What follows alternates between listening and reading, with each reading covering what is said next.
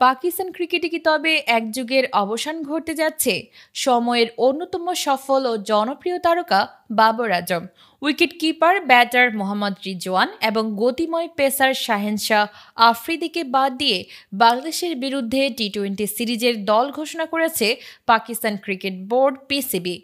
এই সিদ্ধান্তকে ঘিরে প্রশ্ন উঠেছে, টি-20 ক্রিকেটে কি তবে শেষ হচ্ছে বাবর যুগ? এর আগে নিউজিল্যান্ডের বিরুদ্ধে হোম সিরিজেও খেলানো হয়নি বাবর আজম ও রিজওয়ানকে।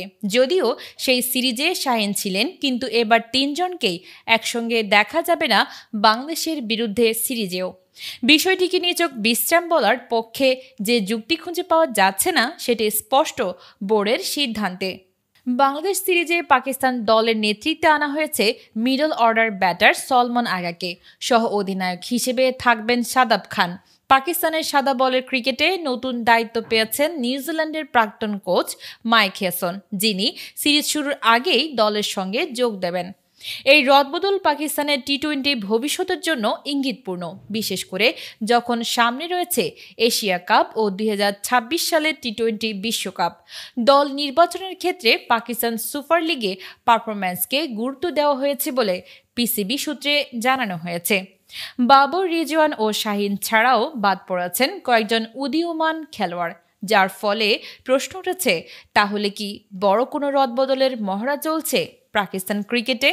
বাবর আজম পাকিস্তানের হয়ে 128টি টি-20 ম্যাচে 4223 রান করেছেন, গড় 39 এর উপরে। অধিনায়ক হিসেবেও ছিলেন ধারাবাহিক, যদিও সাম্প্রতিক কিছু পারফরম্যান্সে প্রশ্ন উঠেছিল তার টেম্পো ও স্ট্রাইক রেট নিয়ে।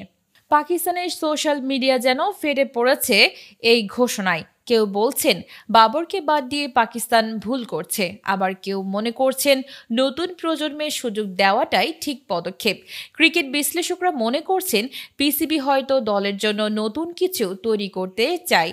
বাবরদের বাদ দেওয়া তাৎক্ষণিক না হলেও ভবিষ্যতের এক ধরনের বার্তা। বাংলাদেশ সিরিজে সব ম্যাচ হবে লাহোরের গাদ্দাফি স্টেডিয়ামে। পাকিস্তান এই সিরিজকে হয়তো বিশ্বকাপের আগে চূড়ান্ত প্রস্তুতি হিসেবেই ব্যবহার করছে। নতুন নেতৃত্ব, নতুন রণনীতি, সবকিছুই বিশ্লেষকদের মতে বড় কোনো রদবদলের অংশ। এবারের এশিয়া কাপ ও 2026 সালের টি-20 বিশ্বকাপকে সামনে রেখে পাকিস্তান দল পুনর্গঠনের মহড়া চলছে বলেই মনে করছেন অনেকেই।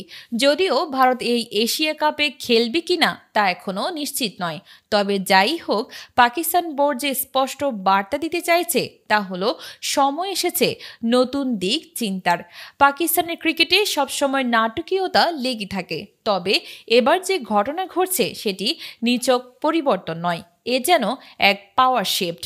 বাবরদের পরবর্তী পরিণতি কী হবে সেটাই এখন কোটি টাকার প্রশ্ন।